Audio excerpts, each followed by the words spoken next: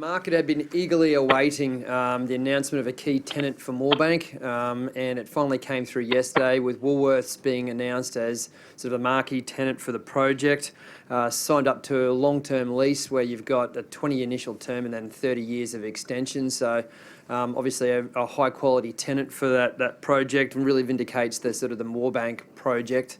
Interesting to see that Woolworths in the sort of Sydney area are going to reduce their warehousing space from about 170,000 square metres down to only 75 by moving into Moorebank. So really shows the savings that can come through there. Look, if we look at just the rates they're paying, looks like it's well above what I was expecting, what the market was expecting, but the CapEx per square metre was way above what everyone was factoring in also, and that's because it's quite a sophisticated warehouse and very high. They sort of said it's not like a normal traditional sort of box warehouse, something like 42 metres high. It's going to be fascinating to see when it's actually fully operational, and actually there's two distribution centres that are going to be linked by an air bridge. So just way higher costs, so that sort of justifies the higher the rent actually being paid. At the same time, when that announcement came out, so a good announcement, it was also accompanied by what I can only sort of say is a bit of a bad news. They've announced that there's going to be cost overruns on Moorebank.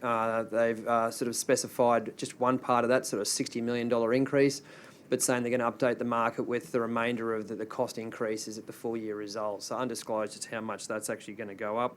In terms of my number crunching, look, target price went up 7 cents to $2.45.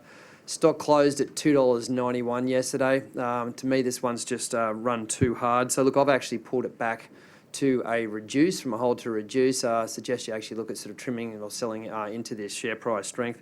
Look, the other thing, that's the sort of standalone fundamental valuation. The other thing that sort of stands out to me on this stock, and I don't really usually put a lot of weight on it, but if I have a look at the equity beta for the stock, it's unusual in that it's very statistically significant, and if we really get into the number crunching on it, around about 60% of the stock's return can actually be explained by movement in the overall market.